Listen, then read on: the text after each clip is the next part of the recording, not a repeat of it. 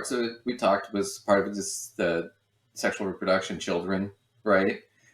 Women, and there are studies that show that, yeah, and she'll probably get into this. I can't remember exactly what she gets into here, but women that are under whatever 40 something that don't have children tend to make about the same, right, as men.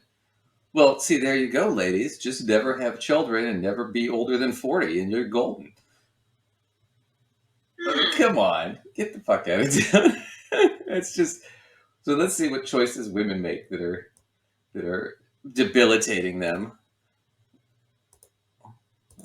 Educate us, doctor. Is choice.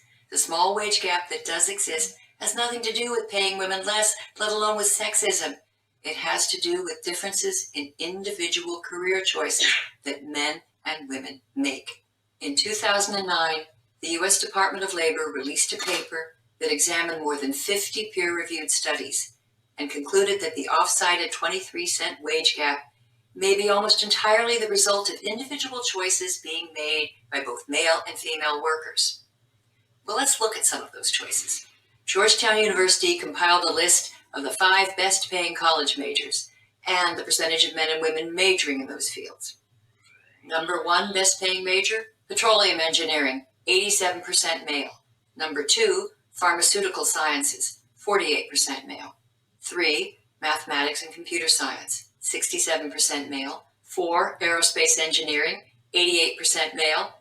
5, chemical engineering, 72% male. Notice that women outrepresent men in only one of the 5 top-paying majors by only a few percentage points. Now consider the same study's list of the 5 worst-paying college majors. Number 1, counseling and psychology, 74% female. 2, early childhood education, 97% female. 3, theology and religious vocations, 66% male. 4, human services and community organization, 81% female. And 5, social work, 88% female. Here, it's the women who lead in all but one category. Even within the same profession, men and women make different career choices that impact. Okay, so let's stick with that one first. So, the question then becomes why? Are women more driven to those kinds of fields versus the others? Well, there's a certain amount of socialization that I think definitely plays a role into it. Mm-hmm. As children, little boys are pushed towards certain things and little girls are pushed towards certain other things. Sure. So even from childhood, girls are taught to play nurturing games where you're, caring for individuals. You're supposed to be playing house and Barbies and things with mommies and taking care of things and teacher things and nursey things, right? That's what little girls sort of get pushed toward doing. And not necessarily the same with little boys. And then you think about education, girls are pushed towards humanities and those, are the kinds of things that girls are supposed to excel at. Right. The other thing is the big thing she skips over from the labor report is when they're talking about the 23 cents, they're just talking about, okay, this is basically just sort of the, like she said before, the overall kind of guesstimate, right? And what we're doing, we're taking median income of women divided by median income of men, right? And that's, we're getting about 77%, right? Now, they go on in the report to go, yeah, so that's part of that number is factored in partly by how, different choices people make, right? And women societally tend to be driven towards these sort of lower paying kind of jobs. Now, it might also be that because they've been predominantly women, they've been lower paying jobs, that they pay higher if they've been predominantly men. We don't know that for certain, but it's possible, right? The other thing that they point out is it doesn't matter either way. Same job, women tend to make less than men. So the 23 cents, once again, goes back to, there's a dump on my desk. We're arguing about the size of it. I don't care how big it is. I want it off my desk. Right? That's the problem here. Is that she's still back to the let's argue about the size of the turd on your desk. Like, I don't care. As long as it's only a 1-inch turd, I'm not going to complain. Mm. If it becomes larger than a 1-inch turd, then it's a problem. Right. Yeah. No, the turd itself isn't the problem. But that's the point. No, so now she's going to sit there and she's going to say, okay, even in the same careers, women make different choices, and that's what hurts them. Now, this is also going to be sort of misrepresented, but we'll go through it for fun, for giggles. Packed how much money they make. Take nursing, where male nurses, on the whole, earn 18% more than female nurses. The reason? Male nurses gravitate to the best paying nursing specialties, they work longer hours, and disproportionately find jobs in cities with the highest compensation. Okay.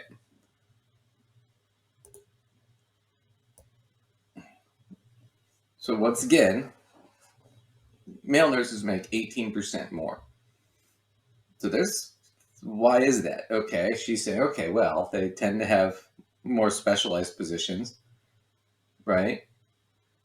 Well, what does that tell you? That tells you that they had to go to school longer, probably. Or they were able to get into those specialized positions. And does that mean that women aren't doing that? And why not? Right? Plus, they're willing to relocate. Well, I hate to tell you this, but typically for a man, it's easier to relocate. You know, if you're a single woman, I'm sure you can do it too. But a lot of times women are in relationships. And the expectation is that if you move, the guy's not going to come with you. As where if you're a guy and you move, a lot of times the expectation she's going to come with you if you move for a job.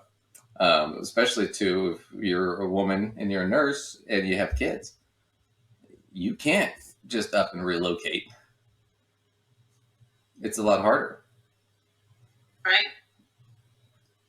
So those are the kinds of things that I think we're missing here. Is there's also these expectations that are put on them where it's like, well, look, what if it's a situation where she can't relocate because the healthcare? Well, if she had universal healthcare, it wouldn't be a problem. Men are willing to work longer hours. Well, if we had better daycare or funding for daycare, they might be willing to work longer hours. Let's be honest, in our society, it is still put upon women very largely to be sort of the head of the child care, child rearing department. Mm-hmm. It is expected, even if the woman works full time. People, they don't like to say that nowadays, but it's, I think, still very much the point of view is that people are looking at the female and saying, okay, but you're supposed to be the one in charge of all of these varying things with children. Mm-hmm. So even if she's working full time, she might not be trying to take a bunch of extra shifts or work longer shifts because it's still put upon her to be the primary source of child care, child rearing, running kids around, etc. Right. As opposed to socially, it's more acceptable for men to take less of that responsibility and opt to work more, and that means that they're good fathers because they're good breadwinners. Right. But you see, women, in order to be good mothers, don't need to be good breadwinners. No. They need to be Susie homemaker and soccer mom and, classroom parent or whatnot. Which is an interesting... Go ahead. Those sort of expectations socially have to be taken into account. Yeah. Well, which is an interesting dynamic too, because more women are college graduates now than men. And that's been the trend for the last 20 years. Colleges have a hard time getting men to go to school. And there are a lot of women that do. So you would think if we were even doing the median, that number would be drastically different because women would be making more money because they're higher educated just in general. But we don't see a huge change in that. And on top of the fact, okay, yeah, the guy's willing to work longer hours or relocate. Well, he's more flexible. He has the ability to negotiate for more money, is what you've just described. Right. Right. as where the woman isn't in that situation. Okay, well, why is it that she's not? Is it because of her living situation, her kids, or whatnot? Because she has these extra expectations? Is it things like, okay, maybe they're more likely to give men more hours because they just assume men are willing to work them, right? And some of that. Well, now, we've talked about expectations on women of taking care of children too, but then when you start getting into those slightly older age categories for women, 40s and beyond, it might be the expectation to be taking care of children, but what about aging parents? Who does that generally fall upon in heterosexual couples more, the male or the female? The female. Let's be honest, females end up taking care of children and aging parents more frequently than men, which limits their availability and flexibility as well. They need more flexibility in their schedules. Therefore, they have to make more compromises with employers, which often can, relate directly to what their wages are. All right. And my point is on top of yours, which is the assumption then is because women are taking care of kids or older parents or whatever, right? And that expectation is there. I'm more apt to go to my male employee and say, hey, will you work more hours than I am my female employee, because I've already got that assumption in my head. Even though the female employee might be totally willing to do it and want the money, it wouldn't occur to me right out of the gate. So, I can add on to that from my perspective as being a female that does not have children and is not married. I have had employers automatically assume that I am available to work extra. Right. Because I do not have the status of being married or having children, as opposed to the females that do have children and are married, that they don't get approached for that as quickly. So I'm assuming probably for men, along, having the sort of social expectation that they're less in charge of those kinds of things, it becomes even more so that they become approached for those extra opportunities, extra hours, extra responsibilities, as opposed to women with children and spouses are frequently bypassed. Right. Even if you are a guy and you're married with kids, you're more likely to be asked than your female employee, your female counterpart who's married with kids.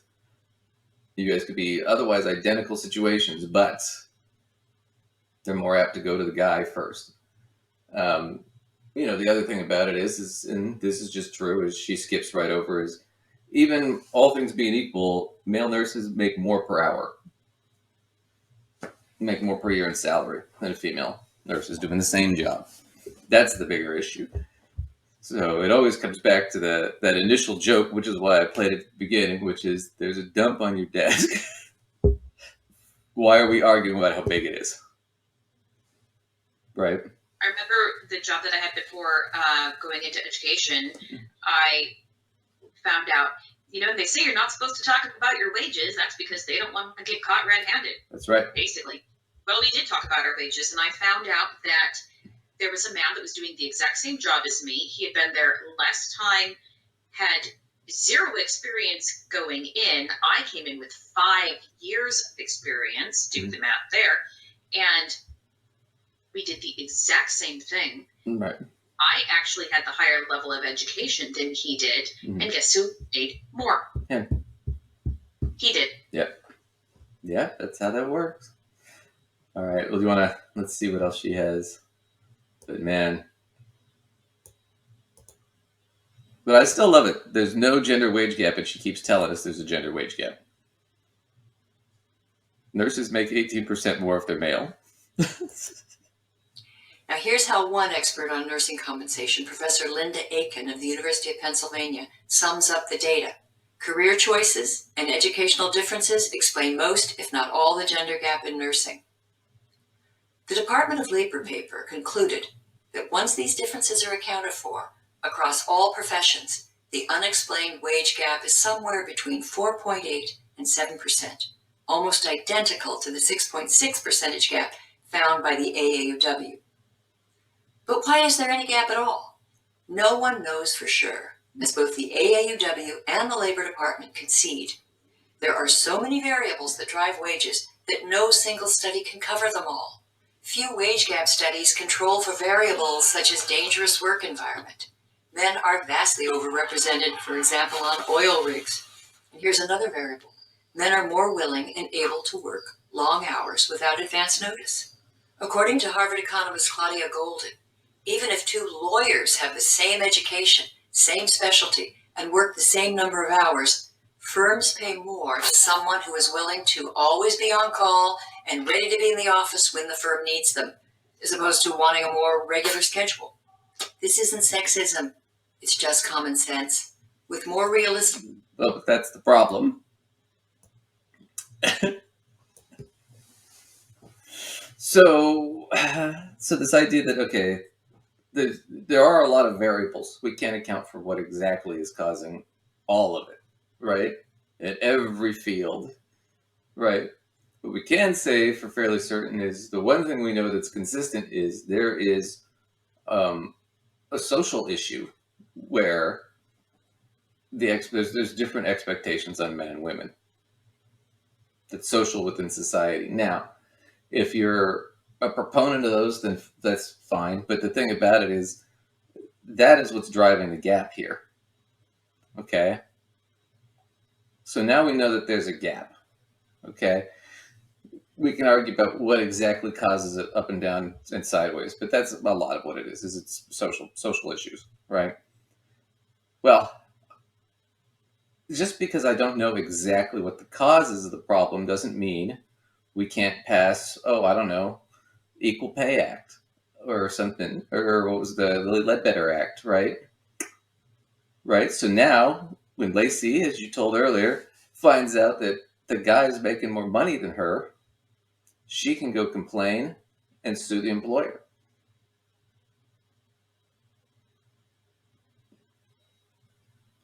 So when they're talking about it, what she's not getting to, and she's never going to get to, they never will, which is, what is the solution? The solution is that you should have as a woman, should have some sort of repercussion if you're not getting paid fairly. And that would be generally to go to court. And those would be decided individually. But if we are arguing about the number and saying, well, there really isn't one if you really argue this or that or the other thing, right? Right. Then what we're doing is we're pettifogging the issue. We're just gish galloping to try and get rid of the idea that let's even have the discussion about should Lacey have the right to go to court and say to her employer, no, you need to pay me what you're paying him.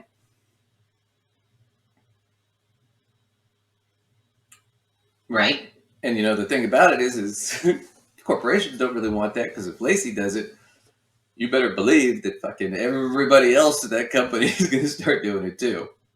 Now wait a minute. Mm-hmm. Right. But those were the things that were being pushed, right? The idea is that you should be able to have some legal repercussion if you're getting paid unfairly. What's really interesting is there are certain career fields that have somewhat eliminated a bit of this. As a teacher, my pay is literally on a chart. Yeah. And I have to say, after the experience I had finding out that this man that had less experience and less education than me was making more, I greatly appreciated finding that my income was literally based on a combination of experience and education and was on a chart. Yeah. Yeah. And I don't mind the companies negotiate for price and things like that. But my point is I still don't see a problem with, okay, we're doing the exact same job and I'm making 25% more. I don't have a problem with you going to the court and saying, hey, or going to the company and saying, hey, that's not cool. Saying I'm worth more doesn't make you worth less. Right. Because you can go to the company first and say, hey, that's not cool. Duncan's making the same, or Duncan's making more money for the same work.